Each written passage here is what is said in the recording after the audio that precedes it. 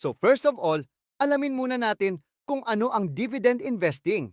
Ang dividend investing ay isang investment na nakatuon sa mga kumpanya na nagbabayad ng dividendo o bahagi ng kita ng kumpanya na ibinabayad sa mga shareholders nito. Isipin mo na lang na, halimbawa bumili ka ng stock ng Jollibee, ngayon yung Jollibee pag kumita sila sa sales nila, bilang part owner, bibigyan ka din nila ng bahagi ng kita nila. Ito ay sa form of dividend. So ito ay isang strategy kung saan ang mga investor ay kumikita mula sa mga dividendo na natatanggap sa halip na umaasa lamang sa appreciation ng stock price. Sa pangkalahatan, ang mga kumpanya na nagbabayad ng dividends ay kadalasang maayos ang pinansyal. Mayroon ng sapat na cash flow at may kakayahang bumuo ng kita sa isang regular na batayan.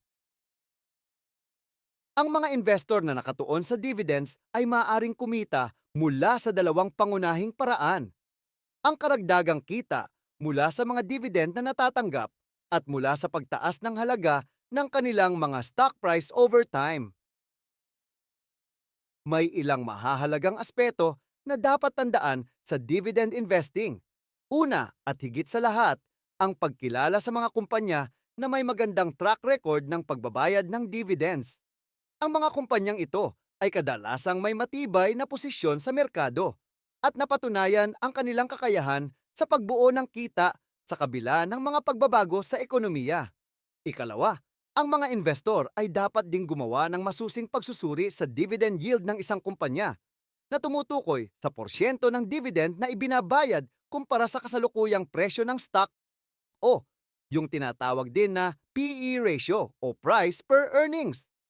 Ang isang mataas na dividend yield ay maaaring magbigay ng magandang kita, ngunit dapat ding isaalang-alang ang kakayahan ng kumpanya na patuloy na i-maintain ang kanilang mga dividends, lalo na sa mga panahon ng financial distress. Sa huli, kinakailangan rin ng mga investors na maging maingat sa pagpili ng kanilang mga pag-iinvesan ng mga dividend-paying stocks upang matiyak na hindi ito basta-basta malulugi o babagsak. Isang paraan dito ay pagiging diversified o mas malawak na portfolio na may iba't ibang uri ng assets na nagbibigay ng mas balanse at proteksyon sa kanilang kabuuang investments. Kung kaya naman ang dividend investing ay hindi lamang isang paraan ng pagkakakitaan kundi isang estratehiya upang bumuo ng mas matatag at sustainable na portfolio. Ang maingat na pagsusuri ng mga kumpanya at ang kanilang mga dividend payout policies ay nagbibigay sa mga investor ng oportunidad na hindi lamang kumita mula sa kanilang mga stock price, kundi magkaroon din ng mas matibay na pundasyon para sa kanilang pangmatagalang layunin na pinansyal. Gayun din, ang pagpili ng mga angkop na investments ay dapat isaalang-alang.